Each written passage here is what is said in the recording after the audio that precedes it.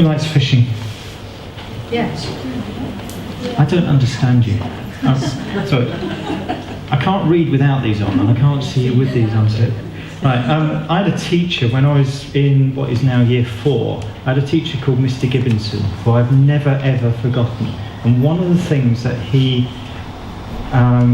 did during that year while I was in his class, he would head off with a camera crew and go and do television programmes about fishing that were on BBC Two. And I discovered this week, because it came to mind when I was preparing this, that he is actually one of the world experts on carp fishing. This is my Mr. Gibbonson. Jim Gibbonson was my teacher. I didn't understand then what was so good about fishing, and I still don't understand what is so good about fishing. It's not something I really want to do, but people seem to be really into it. All I do is sitting on a riverbank waiting in the cold and the wet, or going out on a boat and going up and down, trawlermen and the extreme fishing with Robson Green and all that. People are really into this stuff, and I don't understand it. And that's a little bit like fishing when we're talking about Jesus. Some people just don't understand quite why it's important, and how good it is. And Henry was obviously, and James was telling us how good it was being out there last Sunday. Glasses back on. Here we go. I'm going to read a passage from Mark, chapter 1. We're working our way through Mark. We're still on chapter 1 after 3 Sundays. It's going to take a long time. Just a little bit from here. So as Jesus walked beside the Sea of Galilee, he saw Simon and his brother Andrew casting a net into the lake, for they were fishermen. "Come, follow me," Jesus said, "and I will send you out to fish for people." At once they left their nets and followed him. When he'd gone a little further, he saw James, son of Zebedee, and his brother John in a boat preparing their nets. Without delay he called them, and they left their father Zebedee in the boat with the hired men and followed him.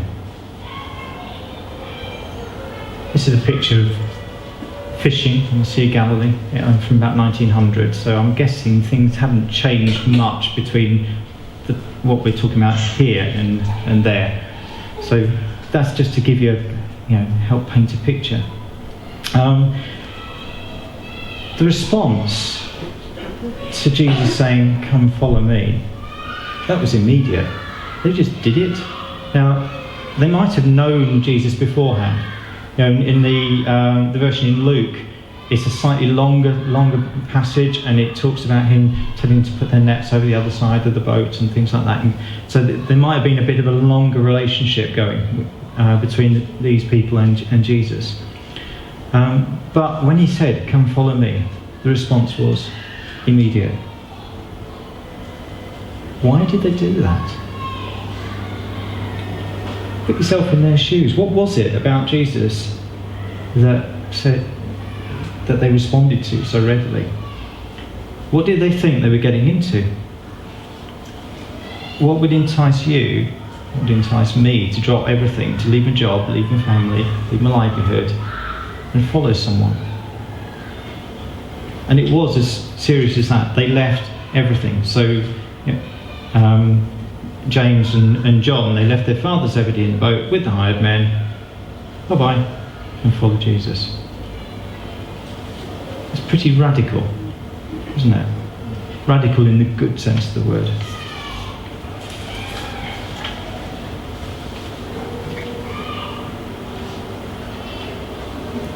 Follow, the word follow that's being used in this passage is it's a word that means to learn from, to sit at the feet of. They became his disciples, pupils, apprentices, learners. And my job and my career has been, to date, all about learning. I've spent most of my life helping people learn in different contexts, work, school, wherever. And what do you think makes a good learner? That's not a rhetorical question, I'm expecting ideas. What do you think makes a good learner? Carol, sorry. A good listener, yeah? Anyone else? So what makes a good learner? Interested in it. Someone interested in it. Sorry, If you're enthusiastic about it. enthusiastic, you want to do it. Anything else? Willingness to learn. Willingness to learn. Okay. You Good trust memory. the person you're learning from. You need to trust the person you're learning from, yeah? Good Anything else? memory. Good memory, yeah. Not necessarily these days, I've got Google. Okay. I made a few notes about what makes a good learner, see if they fit with what you're saying. They have a desire to develop their knowledge, so they want to learn. They're humble and they're ready to accept authority. I would balance that with a bit of wisdom to know whose authority to accept. I always worry about just accepting what someone says. Sometimes you need to question it, but if you can trust that person, like Annette said, then yes, accept their authority. They're willing to change. Willing to change their minds, willing to change their plans, their ideas, maybe willing to change the direction they're going in. And they're willing to act on what they've learned. Those first disciples left everything to follow Jesus. They weren't doing their own thing. They listened, they learnt, and they copied what he did. He set the example, and they did it. Just like Jeff and Karen set an example for us. They did it first, and then they've encouraged us, and we've followed them and learnt from them.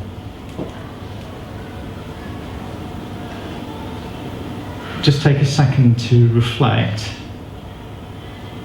Which direction am I going in? Am I going in my way, or am I going in the way where Jesus said, "Follow me"? Just take a minute just to think on that.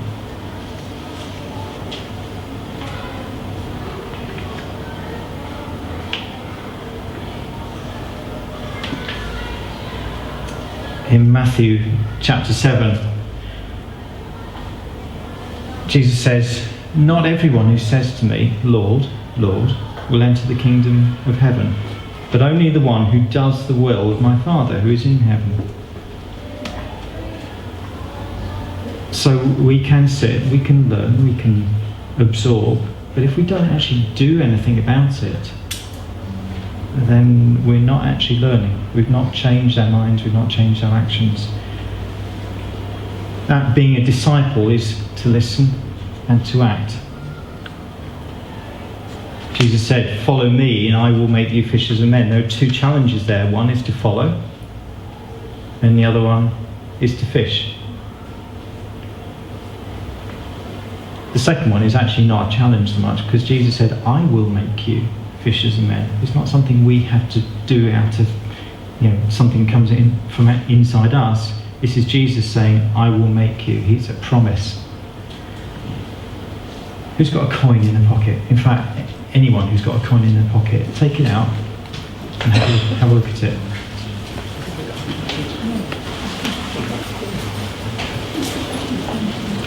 Anybody give me a coin? Terry, you've got loads of coins. Oh, Alan's given me one. Is that all? Yeah, that's all you got. Okay, just in case you haven't got a coin, here's a coin. Well, what do you see on let's say the front of every UK coin? It's not true necessarily around the world, but every UK coin, what do you see on the front of it? The Queen's head, okay. Queen's head is a symbol of authority. She's the sovereign, person who's able to command action. If you think about that as Jesus commanding, follow me. On the other side, well, you can't have one side of coin without the other side. They're indivisible, aren't they? The other side is the act. "I will make you fishers of men." So follow and fish. So every time you can get a coin out of your pocket, you can remind yourself, on the front of it is something that is giving me, or is someone to, it reminds me of Jesus' authority. And on the back of it, Jesus' authority, "Follow me," means you also fish. If I explain that very well, it sounds like I'm garbling. Does that work? Yes. Thank you. Just to prove that I've explained it well, I'd like you to explain it to the person next to you. Okay? So take a coin between you, and one of you catch. One of them. Explain it to the person that's sitting next to you. The following fish. The following fish.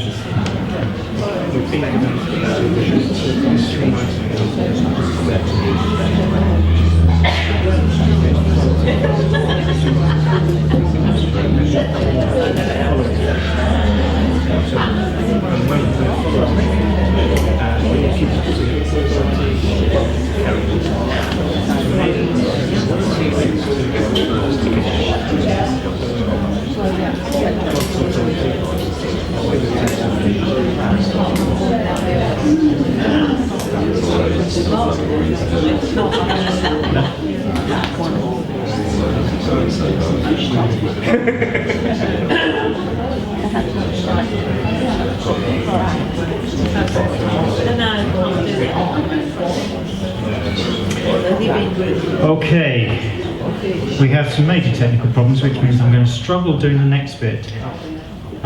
It's fine. You're going to have to imagine something, and then what I tell you while you're imagining it, you're going to have to draw it. Because I was going to draw it on the screen, but my drawing apparatus is gone. Yeah, it's all. I'll try. Yeah. Here we go.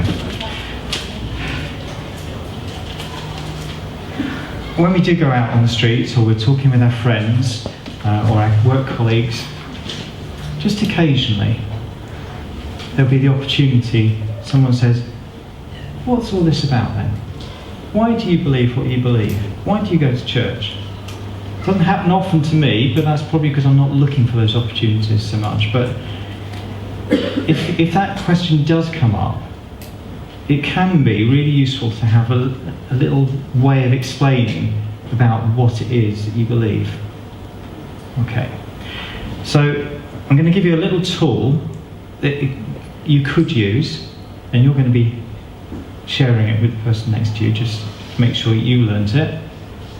This came from a guy called Steve Addison, who came to Riverside a few weeks ago and taught us how to use it. We could always get him in to teach us far better than I can. So I'm doing what he said. He said, if you listen to someone, I don't know you've learnt it until I've seen you do it. So on the day he got us to actually do it, now I'm going to do the same thing. I'm going to show it to you, and then you're going to do it. Because I won't know that you've got it unless I can see you doing it. Okay? So he used the idea of 3 circles. The first circle, you have to imagine if you can't see it. First circle is brokenness. Because this world is a broken world, isn't it? Would you agree? There's pretty much lots of stuff going on that is wrong, that shouldn't be happening, or we think it shouldn't be happening. It feels wrong. So when you're doing this, you would usually draw a circle and write brokenness in the middle of it. Okay. And people tend to try and find lots of ways to get away from this brokenness. Drugs is the obvious one, but also money, success in your job, sex, family, church, religion. We try and find ways to escape from this brokenness. Going to see films, all sorts of things. So we try and escape from the brokenness. That's the squiggly arrows coming out of that circle. That's not how it was meant to be. This is where the other second circle comes in, on the left, and it's God's plan. Because God, when He made the earth, made us, He had a plan for us. And His plan is that we would be with Him, worshipping Him, looking after each other, and it wouldn't be a broken world. Trouble is, His plan got messed up. We went into brokenness. There's an arrow going across the brokenness, because we went our own way. We turned away. So I've written turned away up there. Now you can use the word sin, but that's a bit of a churchy word. So if you write turned away, that's a bit more normal. So God's plan got messed up because we turned away, and then that led to this broken world that we've got. That's where we are at the moment. But then, third circle, and you write Jesus in the middle of it. God had a rescue plan to get us out of brokenness. And he sent his son, Jesus, who is also God. And there's an arrow pointing down, because he sent him down to the earth. He died on a cross, because that was the punishment that needed to be met out for all of us because of our sin. And he rose again to prove that he was who he said he was, which is God. So there's an arrow coming down, a cross, and an arrow going up.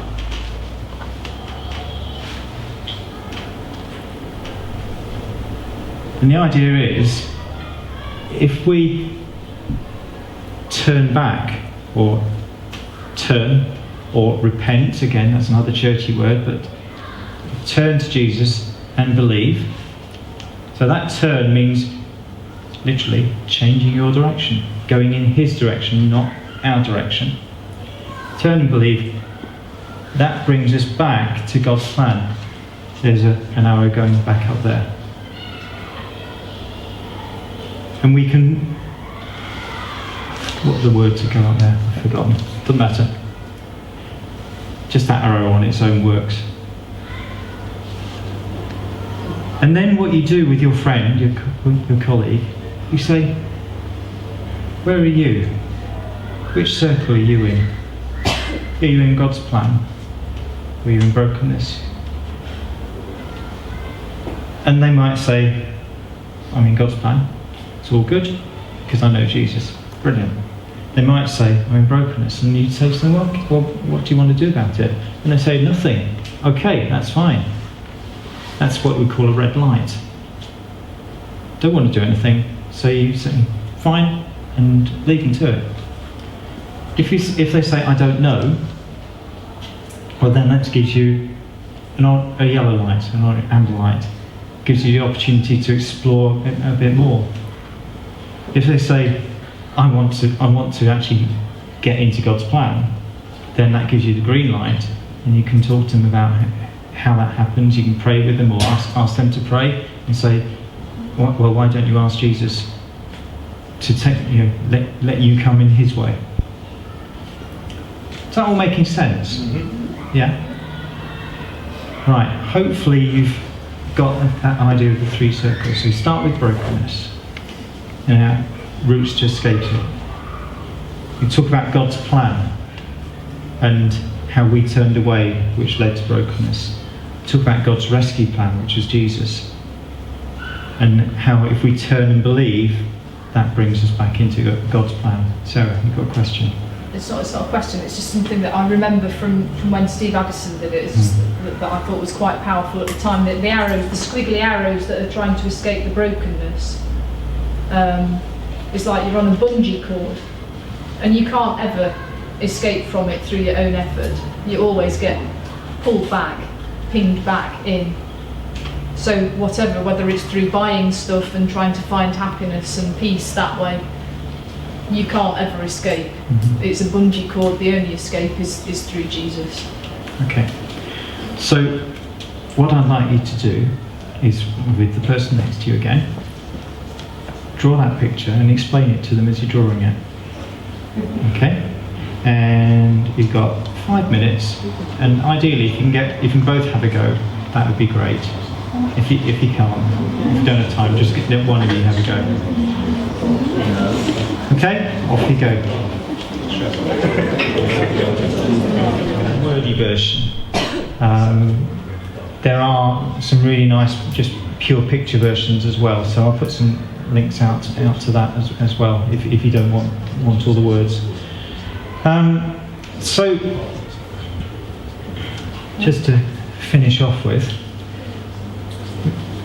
Remember that Jesus said, "Not everyone who says to me, 'Lord, Lord,' will enter the kingdom of heaven, but only the one who does the will of my Father who is in heaven." So part of following Jesus is also to do what he said, which is to fish. And Jesus, left his disciples. Well, no, didn't at the end, but he said to his disciples, one of the main things that you need to do is go and make other disciples. Make other people who will also follow and fish. So there's no point just sitting in here, listening, learning the drawing or whatever, and then not actually taking it out and doing something with it.